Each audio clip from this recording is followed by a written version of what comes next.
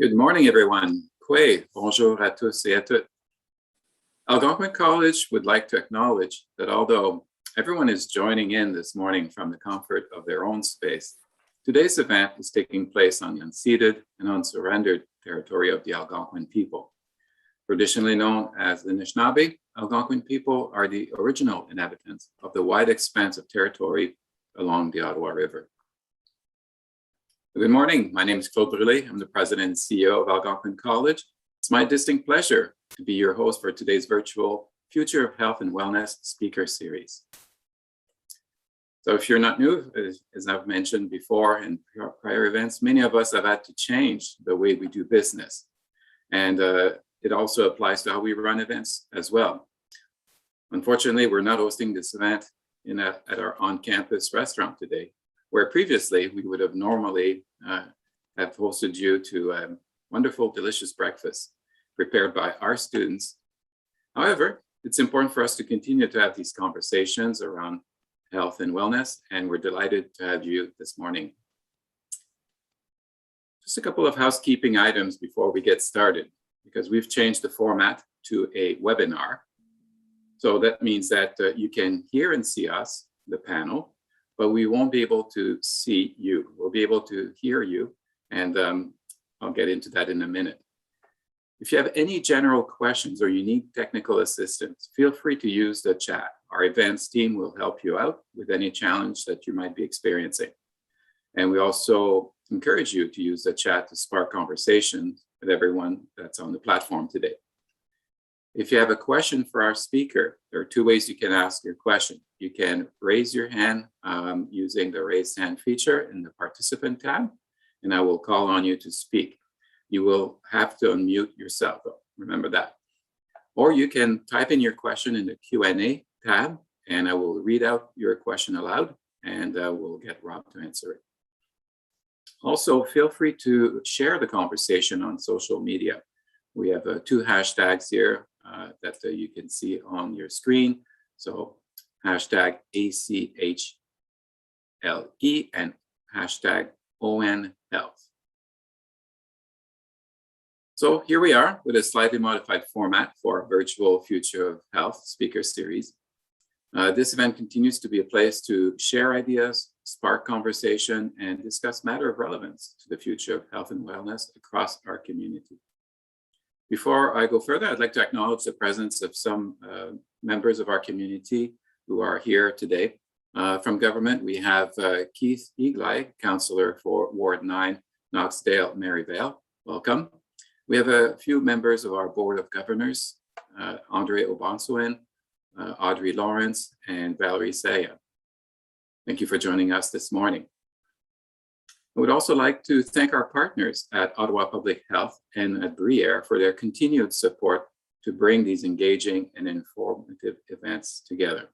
I know that we have a couple of people here from Briere Continuing Care and Briere Research Institute with us this morning. Welcome, everyone. So let's get started. We're honored to host Rob Boyd, Oasis Program Director at Sandy Hill Community Health Center. There are several key topics that we will be discussing with Rob. Today, we're going to be encouraging you to ask questions throughout the discussion. To set the stage to this conversation will be more of a fireside chat between myself and Rob. Rob will discuss what now? Harm reduction and treatment with Ottawa's post-pharmaceutical drug supply. But first, a little bit about Rob. As I mentioned before, Rob Boyd is the Oasis Program Director at Sandy Hill Community Health Center. Rob has been working in the field of mental health, substance use disorder, and homelessness in Ottawa for nearly 30 years.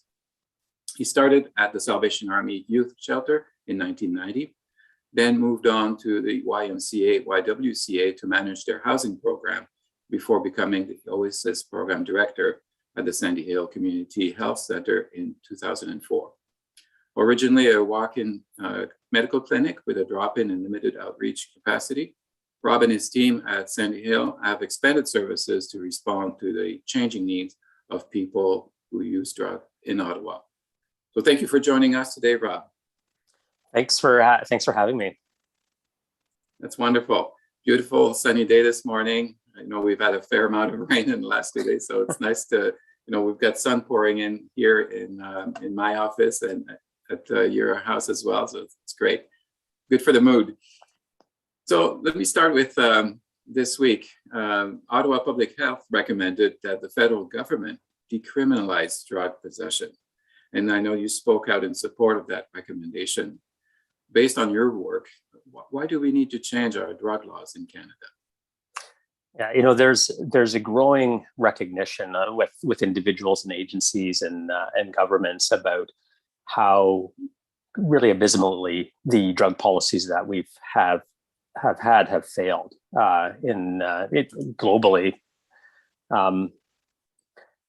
And I should say that that was also supported by the chief of police, Peter Sully. He also spoke out in support of this as well. So there's this growing recognition that the policies have failed. We've had really over 100 years of failed drug policy in Canada. The first drug policy was the Opium Act, and that was really around it's fundamentally based in racism and the idea that we needed to protect the white settler women from the Chinese people who were the ones who were smoking opium. So a lot of our drug policy really has little to do with the drug itself and a lot to do with who is using the drug at the time. Another example is in the US, President Obama, when he came in, his progressive drug policy was to reduce the sentencing burden for crack cocaine to only 9 times that of powder cocaine. So it's exactly the same drug. The only difference between those two drugs is who was using the drugs, color of their skin, and where they lived. So it was inner city versus Wall Street, black versus white. So it's really clear if you look at it. It's not just kind of an accidental thing, that the drug policy really is based on the social inequities and very little to do with the drug itself. And if you look, for a more concrete local example of that as well, you just look at the progression of harm that's happened with relation to the opioid crisis. So when we first, we started this, the opiate crisis, typically most people think it kind of began 2010, 2012 or something like that, when we really began to see the impact of the prescription of primarily OxyContin at the time. And so what happened was, the provincial government delisted OxyContin. So that's a kind of prohibitionist light framework of what you do about it. If you've got a drug that you got a problem with, well, if you just get rid of that drug, therefore you're not going to have a problem anymore. Of course, that didn't happen. What happened was that people moved on to other opioids that were of higher concentration. So we went from OxyContin to Dilaudid to fentanyl patches. And all along the way, we were increasing people's risk of overdose. And then, of course, we also started restricting access to the fentanyl patches as well. So in 2012, March 2012, which was when OxyContin was first delisted, we had 585 opiate overdoses in Ontario. By last year, we had 2,422. So we've nearly 4 times the number of overdoses in a very short period of time, really. And you can trace that back to this pattern, this knee-jerk reaction of prohibition of let's just stop access to this and everything will be okay. Then what happened was there was also this push around people on what we call high morphine equivalent doses. So people were on really high levels of prescribed opioids. And there was a strong desire to kind of get people back to doses that weren't going to be potentially lethal to them, which was a noble intention. But a lot of physicians at that time took that as an opportunity either to dump some of their patients or got the message they got was, oh, I really have to rapidly titrate and get these people off these medications. And what that did was it sent what people didn't want to titrate, didn't want to go down to the dose, and it sent them into the unregulated market. And around this time in Ontario was the emergence of the powdered fentanyl that was coming into the unregulated market. So at that time, we remember we were talking about pill presses and things like that. Fentanyl being sold in pills that looked like Oxy and things like that. And we talked about how the drug supply was tainted by fentanyl. Well, now the drug supply actually is fentanyl. That's what it is. It's not tainted with it. It's exclusively fentanyl and fentanyl analogs in it. On the other side of things, on the criminalized side of things, you've got this perfect drug that comes in. You don't need a lot of it because it's so concentrated. You can kind of keep cutting it, and you will be able to make a lot of profit. And there's a really low risk of detection for it as well. With the drugs like heroin, for example, you need to have supply lines to get it in across borders and things like that. So you had a risk of detection. Whereas with powdered fentanyl, you need so little of it that all you needed was a mailing address and you could have it. And, Canada Border Services warned or packages below a certain weight. So you could actually bring in quite a bit of fentanyl and have absolutely no risk of detection for it as all. So it was a perfect drug for prohibition. And that's the reality of prohibition, is that it really favors and produces drugs in higher concentrations that are more lethal.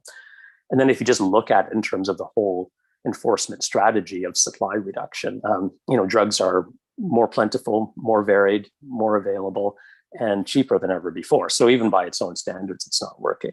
And then finally, when it comes down to, what happens on the ground with us, the criminalization of people who use drugs has a huge impact in terms of their ability to rehabilitate, to recover, to reintegrate into society. I mean, any drug charge is really a life sentence for people because of their inability to find good employment, and a lot of landlords require criminal reference checks for housing now. So it has a huge impact, not to mention the trauma of going into jail and the impact of that. So and there's a lot of talk about, rightly so, about reducing the stigma associated with substance use, and it's really difficult for us to do that without changing the drug policy to decriminalize drug use, because one of the purposes of criminalization is to create stigma as a deterrent, and so we really can't have it both ways. So I mean, this really is it's really a no-brainer. And again, I think that most people, when they think about who thinks that somebody who is dependent on drugs or uses drugs recreationally should be criminalized. Yeah, no, it's very good points you bring to this conversation, Rob. And it's complex. You've got the people who are the receiving end, and you also have the people at the producing end that I know folks are trying to understand and either regulate or cut the supply, and it makes it really difficult to get your mind around this. So you've really presented compelling arguments this morning. We have a couple questions here. Let's see. Looking to the Q&A to see if something will pop up or if someone has their hand up. I'm watching the attendees list. So if you have a question here, don't be shy. You can raise your hand using the raise hand feature, or you can use the Q&A tab to type in your question, and Rob will be happy to answer it.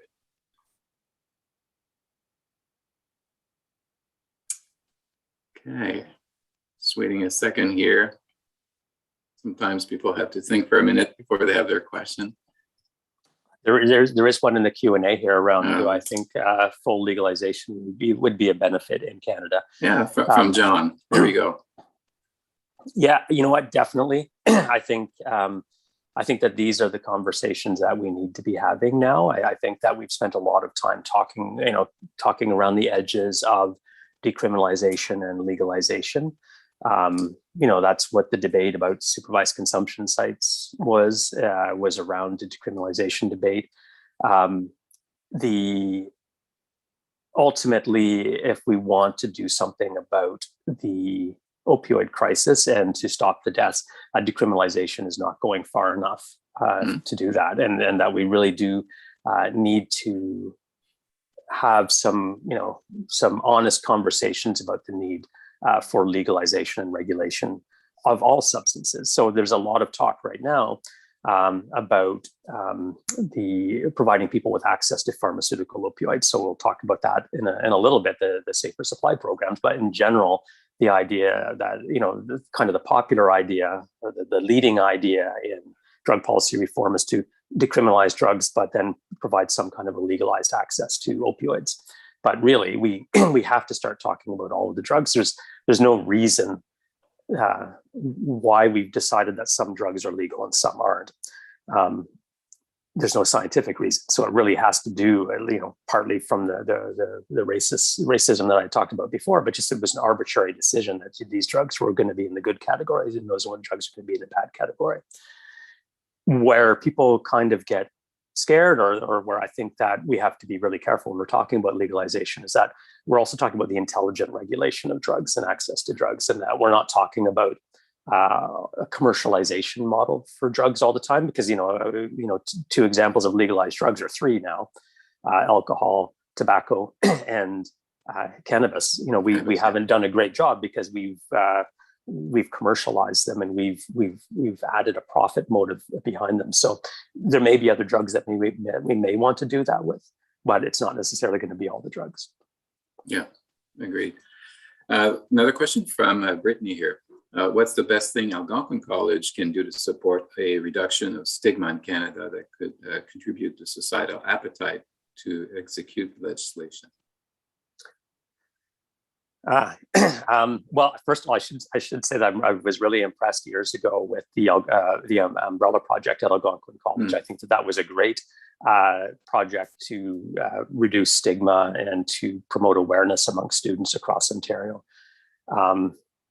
I think that we also need to hear from all sectors. This is not, we had last week, we had a dialogue getting to tomorrow where we're trying to bring in people from all different professions and different experiences to talk about the need for drug policy reforms. Because, so long as it's just a conversation with people who will, like me, who think like me, who I work with all the time, we're not going to advance this at all. And that we really do need to expand this conversation to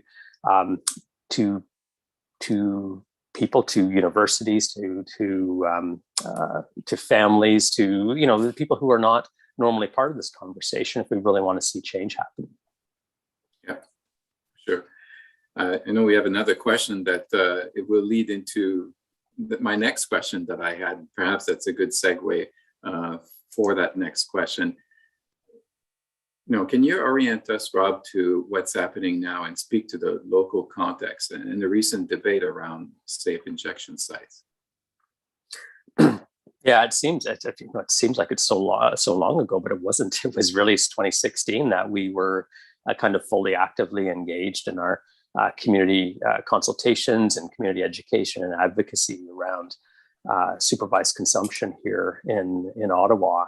And we spent many years leading up to that in kind of a slow burn to try to build the case, ever since the Supreme Court of Canada decision to support Insight staying open is when we began to start saying, okay, we need to start working on this in Ottawa.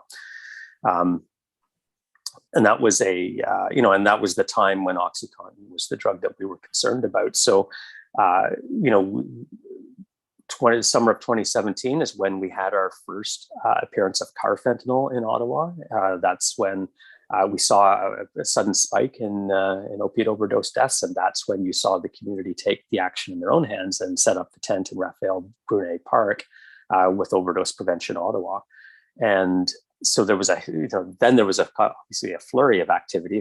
People who were around at the time remember there was a lot of political posturing and a lot of action that was happening very quickly. And that's when, and we were in the process at that time of negotiating with the province around getting our site up and running, because we'd already had approval, but we didn't have a site operating. So that's when we supported Ottawa Public Health to open the site. That's when Ottawa Inner City Health brought in the trailer. It was just kind of in the fall of that year, because they knew that the winter was coming, and a tent in Ottawa is not a sustainable plan. It certainly is in Vancouver, which is what it was modeled after, with the overdose prevention sites that were started out there by Sarah Blythe. Yeah, not good for Ottawa. No, not good for Ottawa. Yeah. So, and that was kind of a really wild time when things were happening really, really quickly. Then we opened up, and then Somerset West opened up an overdose prevention site as well. So we have 4 sites in Ottawa now, and but what's happened is that we continue to kind of get outflanked again by the unregulated drug supply. And so the supply of drugs continued to get worse and worse and worse. And we saw a rapidly changing supply of drugs. We were doing drug checking 2018, 2019, and we really documented how quickly this changed from, a couple of different substances mixed together, to these wide-ranging drug cocktails of fentanyl analogs, these research chemicals that were appearing in the drug supply. And that kind of all came into this huge shift in need in the community, where people were requiring far more frequent dosing. When the model that we had, again, based on heroin and OxyContin, was based on this idea that people might need to have 4 or 5 injections per day. Whereas with fentanyl, the number of injections that people are reporting are 9 to 13 injections a day. So we saw a very high increase in the number of injections that people needed, and a higher desire to use supervised consumption services because of the chance of overdose was so much higher for people. So it was quite, we were suddenly getting flooded, and then we were also beginning to, people waiting to get into the service didn't want to wait anymore. They were dope sick all the time and started using the substances around the services and things like that, which is creating problems with the neighbors. We began to see a lot more odd behavioral type things that were happening in the community with people. It was all related to the changes in the drug supply. So we were constantly in this kind of state of trying to react and to adjust to what was happening. And then more recently, we have seen the emergence of benzodiazepine-like drugs in the drug supply as well. So we're having people with benzo overdoses, which requires hours of just monitoring of people while they're sleeping, which none of our sites are really set up to do that properly. So, a lot of the planning that we had in place, nobody really saw this coming in terms of this huge shift in the unregulated drug supply with all of these different chemicals pouring into it. But that's the other thing about it as well, is that we also run an addictions medicine program, and we were finding that it was really, really difficult to get people engaged in get them engaged in treatment, and also get them up to an adequate dose. Because with methadone, you start low and then you slowly start increasing it. But people were on such high doses of street drugs that they weren't feeling the effect of the methadone at all, and so their motivation to come back to keep getting their dose increase was not strong, and so it was really difficult to retain people in care. And then because that cycle was so rapid, that kind of hustle for drugs, get the drugs, use again, every 45 minutes, every hour or so, that people would need to redose. And it was really difficult for them to stop and to start focusing on other goals that they have in their lives. So we have case management programs that engage with people around supporting them to achieve their goals. But people's goals are really restricted to, I just need to get more drugs. I don't want to be dope sick. That's my goal right now. Yeah. It becomes the only thing on their mind. Period. Yeah, and there's no space in between that to work on other things that they need. And so, how do you work with the communities that are where a safe injection site is located or planned to be located? We talked about stigma and trying to reduce the stigma, and I know that there tends to be this NIMBY syndrome that occurs around. Not in my backyard type of syndrome when it comes to injection sites. So how do you work with the communities to assist with this? Well, one thing, and this is, we started this, back when we were doing our community consultation with the consumption sites, is that our principle was that we're going to reach out to opposition with the same empathy that we reached out to people who use drugs, and that we knew that fundamentally, if change was going to happen, that you had to bring people into the conversation, and then us to get into an argument or a shouting match with our community wasn't going to change any minds or win any hearts over. So when I can empathize with the community. I can empathize with our neighbors when we suddenly have a lot of people hanging out front of our building. We have seen people using, injecting drugs there. We have seen drug dealing.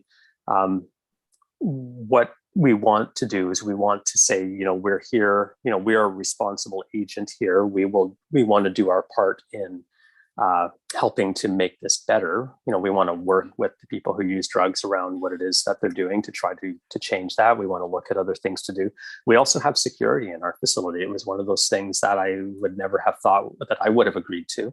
But we needed to have more of a presence outside to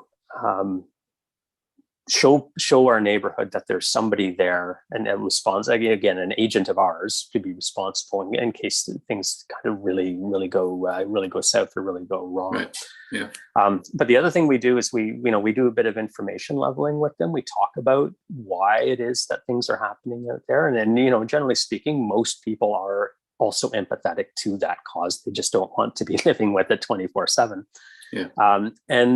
And we encourage them to also take some responsibility and for this. And we also just point out that we are talking about intergenerational trauma. We're talking about criminalization. We're talking about a housing crisis. Where like all of these things are much bigger than what we as an agency or we as a neighborhood can take care of. And to really get mad at the right things, and then the fact that why is it that people don't have a place to live or a place to go during the daytime, or why, because those are the things that we should be angry about, not just what's happening today outside of a particular center. Yeah. In fact, I was on CBC News last night, another part of the country with a shelter that where it was meant for one thing, and then people eventually took it to be a place to live, which was not intended to be, and that. The housing situation causes additional frictions and problems. So I recognize that. I should also say that this is a problem that's happening throughout North America and in places that don't have supervised consumption sites. So this isn't something that's kind of unique to social consumption. This is about the disconnection and dislocation of a huge number of people from society that have really no place to go and no sense of belonging, and that's naturally going to lead to more mental health, more substance use issues, and a lack of, if you're not connected to your neighborhood or to a service and things like that, then it's not surprising that people might be more disrespectful or might be littering more or loitering around more. Yeah. I know there's a question around, Brittany came back with a supplemental on the role that Algonquin can play. I'll come back to that in a moment. Krista has a question around being curious about whether or not there's active studies on the social impact of opioid addiction and criminalization, specifically with respect to family and children. She says both to inform best practice, to understand multi-generational impact. Yeah, great question. I'm not a researcher, and I'm not familiar with the research in that area, but I think that there's a big impact there. I mean, we have a lot of when there are women who use drugs, one of their biggest fears is, of course, involvement of the Children's Aid Society and having those children taken from them. I think that this is a huge area of impact of opiate use, opiate addiction, and or drug use and drug addiction in general. More certainly, a lot of research that needs to continue to be done in this area, for sure. There's one quick question here, and I think that's on the mind of many people because you've touched on it, Rob. What's the difference between legalization and decriminalization? Oh, great. Yeah, thank you. So decriminalization and typically, I mean, there's different types of decriminalization. We have to be really careful about which one we implement, I think, because so decriminalization just means that if you are in possession of a substance for personal use, generally this is what it means, you're not going to get a criminal charge or a criminal sanction against you. So you'll never have a criminal record for that. So what you get, that's where the devil's in the details. So in Portugal, where they have decriminalized possession of drugs for personal use, if you are caught with drugs on you, you would have to appear before a tribunal, which is a social worker, a judge, kind of like a housing tribunal type person. Yeah. It's not a legal judge, and a psychiatrist, I think. And And the idea they say is, well, what can we do to help you? Is there something that we can put in place? So they decriminalized, but they also heavily invested in treatment at the time, so that there was better access to what it is that they felt would help people to kind of stabilize. And so that's it. And I think you could get an administrative fine for that as well, which is, of course, problematic if you're talking about people who are living in poverty. They're not going to be able to pay fines. Yeah, so that's generally it's really more about support and problem solving. That's right. Yeah. So that's generally what decriminalization means. So we would push it further, because we also think that we should also decriminalize the sale of drugs, like the small sale of drugs for survival. So that we have most people, most students, most homeless folks, like they get drugs from their friends. They don't get drugs from this kind of stereotypical dealer in the fedora and trench coat that is lurking around the neighborhood. So we also don't want to criminalize those people, because you're not really advancing things. So that's what decriminalization is. That's what it means. Legalization is actually providing people with access to the ability to either to a legalized, regulated supply of drugs. So whether that is through going to something like a liquor store to pick up your MDMA, or whether it's going to your doctors to get a prescription under a safer supply type of a program. Those are the different options that you could look at, and really we should take it drug by drug and analyze it in terms of what are the harms, what are the benefits, and how would we regulate this drug. And so I think that that's a future conversation that we have to have. Yeah, so the legalization, with that comes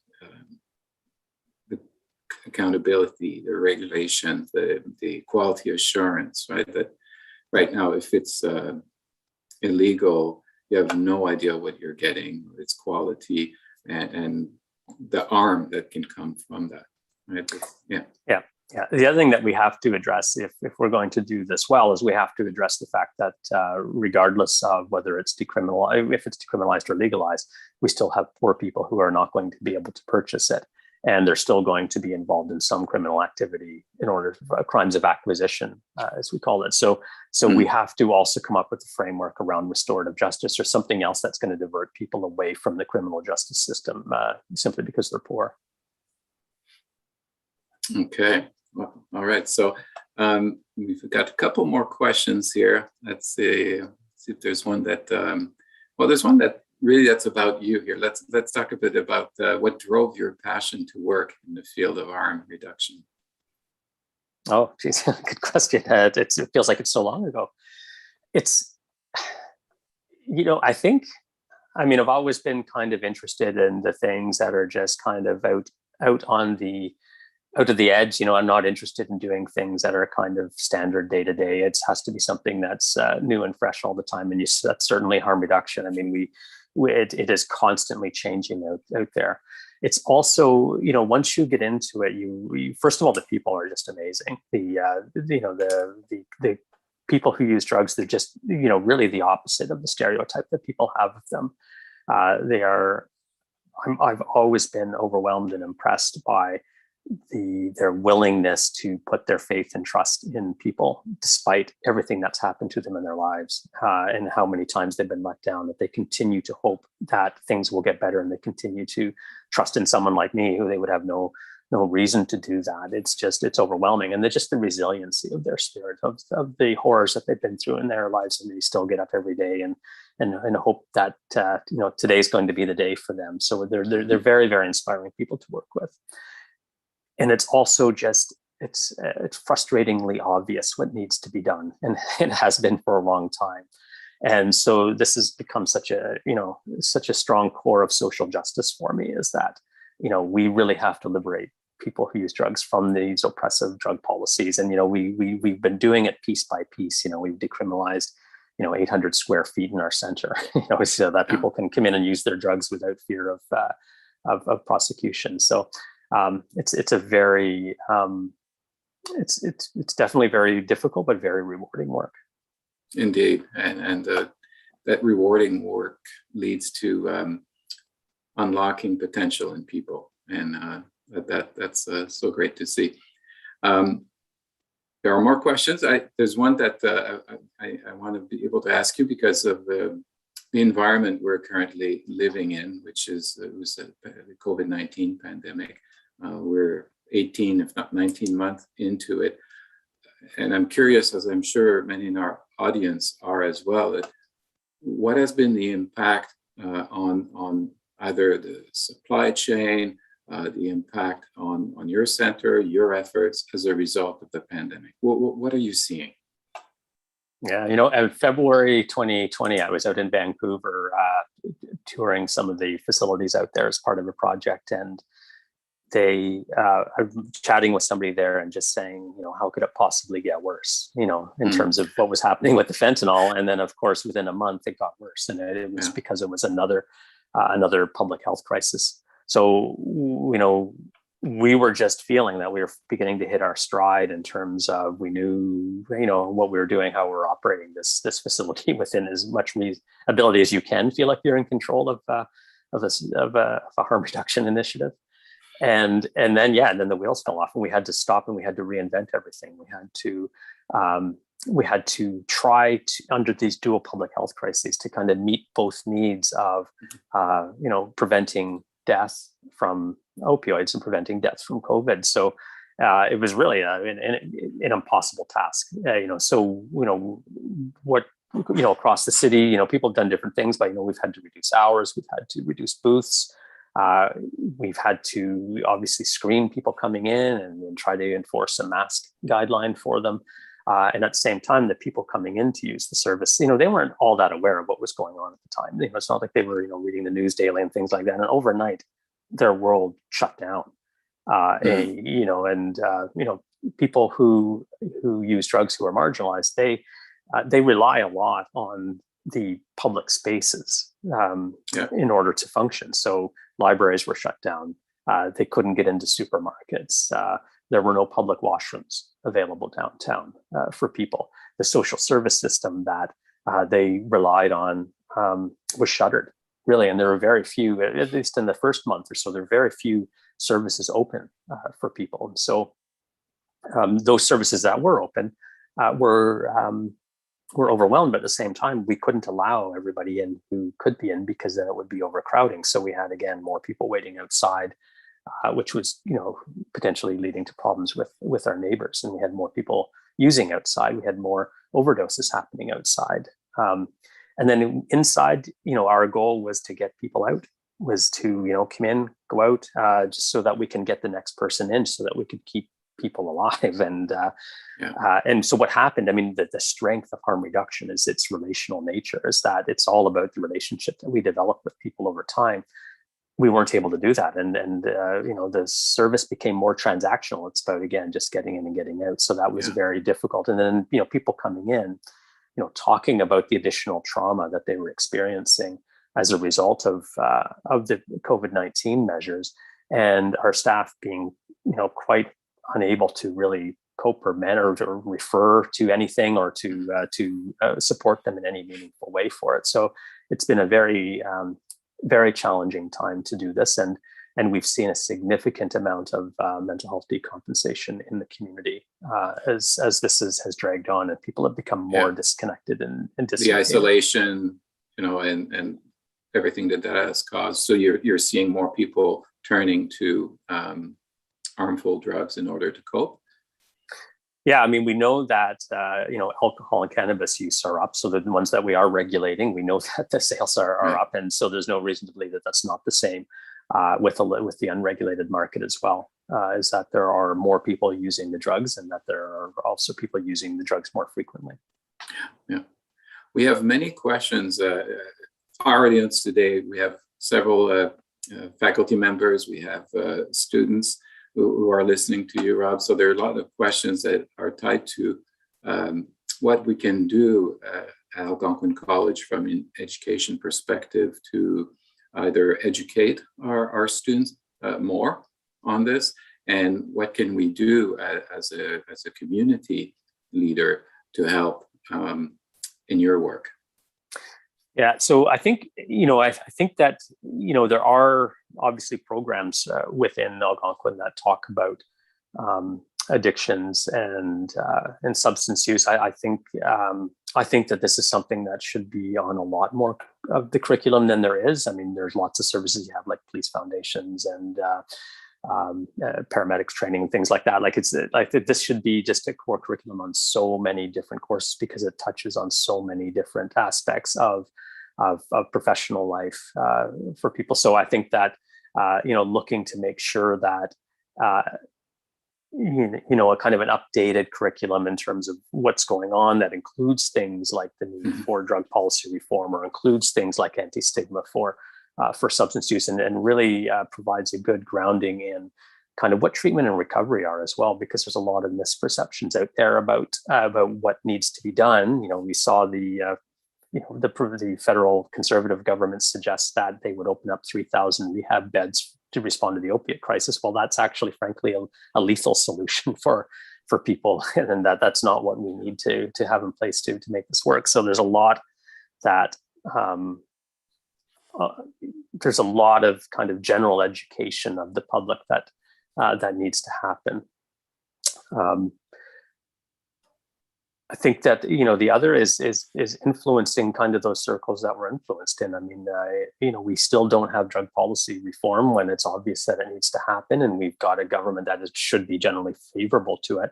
And so, why isn't that happening? And I think that it's because there's a perception out there that this is a politically a third wire political issue, and that nobody will get elected if they push this agenda. And then, God forbid, we talk about legalization of drugs in Canada, that would be the end of a party for probably 15 years. That's the perception. But if we can show politicians that this is a safe topic to have in a conversation that Canadians are willing to have, then I think that we can really advance this. And we need to create the parade, and then the politicians will get in front of it. And I think we need important allies and stakeholders as part of this, whether it's support from law enforcement agencies, support from different sectors that generally have an ear to government as well. I think that's part of the solution here. We were able to do it for cannabis, as you mentioned earlier. So there's hope that it can happen for other forms of drugs. But it takes really a concerted effort from many directions for that to happen, I would suspect. Yeah, I mean, we spent 10 years, working on the supervised consumption side. It was the overnight success that was years in the making.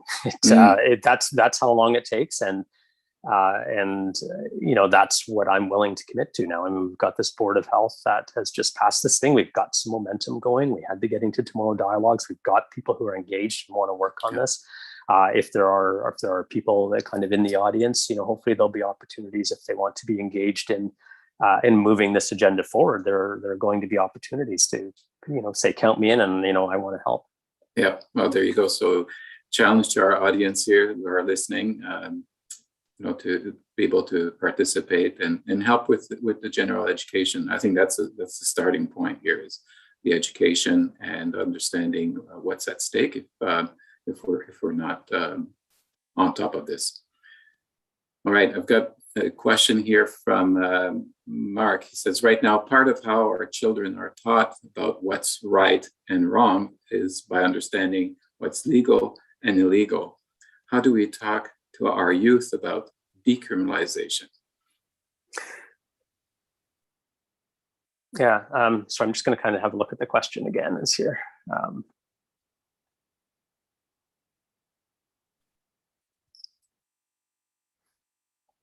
Yeah, I mean, I think that does kind of go back to speaking about, that criminalization is about creating a stigma, right? So what we've done is we've said, because we say that drugs are illegal, we're saying that drugs are wrong, and people who use drugs are wrong and what they're doing and things like that. And the reality is that,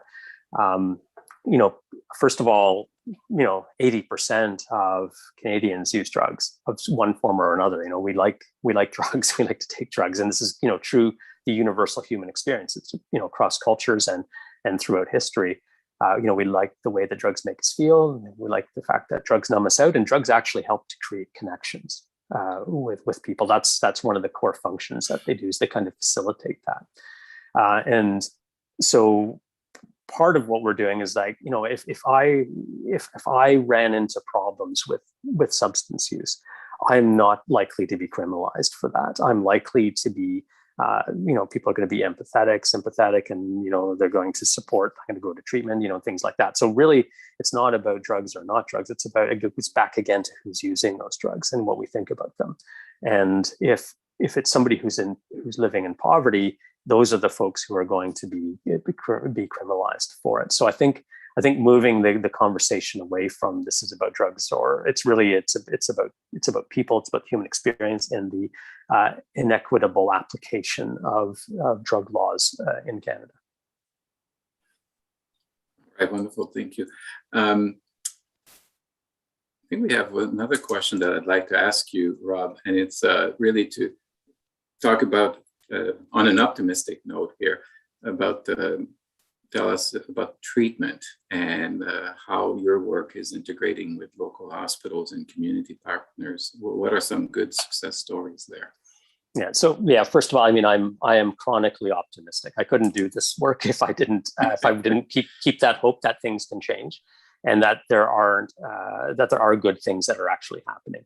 And there's a lot of good things happening. I've talked about the harm reduction initiatives that are happening, and the success that we've had in those areas. But we've also had some significant change and improvement in areas of treatment, of access. So we have one example is the RAM clinic that's operating out of the Royal Ottawa Hospital that is just busting at the seams. So it's a rapid access addictions medicine. So in Ottawa, it is very easy today for people to get to get on methadone or Suboxone. And so that works for a lot of people. And that's kind of our main way of trying to of treating opiate use disorder, is through either Suboxone or methadone. And you can get same day access to that now.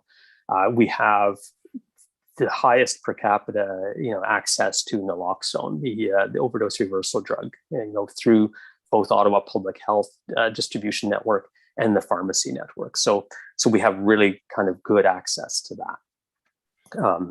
We've also, recently we've got kind of a one point of contact for accessing mental health and substance use treatment. So this is very unique. When people are at the point where they want to change, or a point of change in their lives, one of the barriers, apart from stigma, one of the barriers is they don't know where to turn to. And so if we make that really, really easy for people to get them connected, then they're more likely to engage, and they're more likely to be retained in care, which is obviously the goal that we have for that. Where we're really challenged on that is around some of the more kind of marginalized opiate use and what to do with that, because that's layered on with a lot of other complicated health issues. So that's where we've got this program that we're piloting around safer supply. So that's Ottawa Intercity Health, Somerset West, and Recovery Care are the prescribers for that. We're supporting that through some wraparound supports, but we've got 350 people who are, people who are using our supervised consumption sites, people who are, impacted significantly by this unregulated drug supply, now have access to regulated drugs. So this is I talked about supervised consumption being a decriminalization example. Safer supply is a legalization example. So it's something that we want to watch closely to see what can we learn from that. How can we expand that? How do we improve access to a regulated supply? This isn't the first time in North America that fentanyl has tried to get into the drug market. It happened several times, 70s and 80s, but it never took hold of it because there were other drugs that could compete with it. And right now, there's nothing competing with fentanyl in this market. So that's one of the goals of safer supply, is to create some competition and get people to, because people don't want to die. The people are not, buying these drugs on the streets because they want to kill themselves. They're trying to be well. And if, we need to try to find good ways to provide people with alternative legalized, regulated access to drugs to make that happen. So it's, there's a lot that's going on. There's a lot of responding that we're doing, but we've got a lot of great leaders here in this community who are really stepping up. And I think as well, one of the things that came out of the Getting to Tomorrow dialogues. So this was, as I had mentioned it before, it was just a kind of a cross section of leaders in Ottawa, people with lived and living experience, families who were impacted. But it was also facilitated by a national group called Canadian Drug Policy Coalition. And the feedback that we've gotten out of that dialogue was that Ottawa is pretty unique in terms of its leadership here, and that we're advanced over most other cities in this country, and we know each other, we get along with each other, we meet with each other regularly, and we're all very passionate about this, and that there's a really good chance that we could be a template city for kind of demonstrating how to move forward on drug policy reform, because we've got all the tools, and we've also got the building evidence of trying to understand what works and what doesn't work, either through rapid access to treatment or through safer supply. Like, we've got a lot of firsthand experience and knowledge about this that most communities in Canada just don't have. It's funny because I was just going to ask you if there is a model out there in the world that people would like to emulate or look to for those promising practices. Yeah, but you're saying Ottawa might be at the forefront. Yeah, I think we might be at the forefront, or we should be at the forefront. I mean, the reality is that, for example, Portugal, which is often held up as the example of decriminalization, do not have a fentanyl problem. At least they don't have one like we do. And so that's one of the challenges of looking globally right now, is that this is a really unique.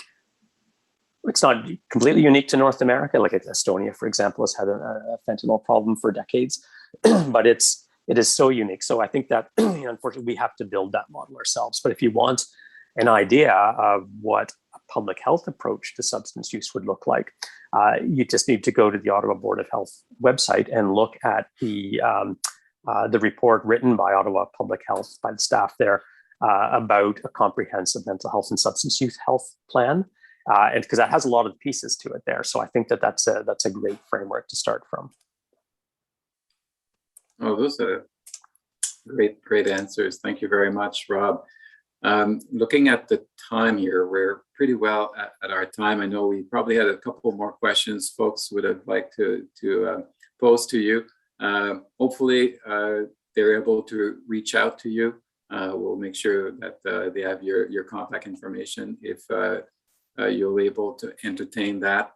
And we really thank you for having joined us this morning, Rob, and provide us with some clarity around this community and public health discourse that we're having around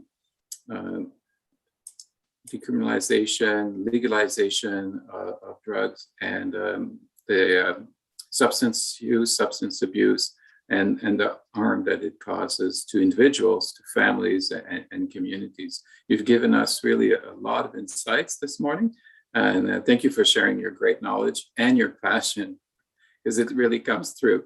And I'm glad we had that question asked, because it's nice to also get at the person and get to know you more through our questions this morning. Thank you. You've got me fired up again. So that's wonderful. All right. Well, certainly today's session, everyone gave us a lot to think about, and we're delighted that you're able to join us in this conversation today. And so this concludes our event for today. Please note that you can view all of our Healthy Living education presentations, including this one, online at our website that's on the screen. Or you can find a link by going to the Algonquin College Healthy Living Education website. If you have any trouble finding the link, just send us an email. We'll be happy to help you.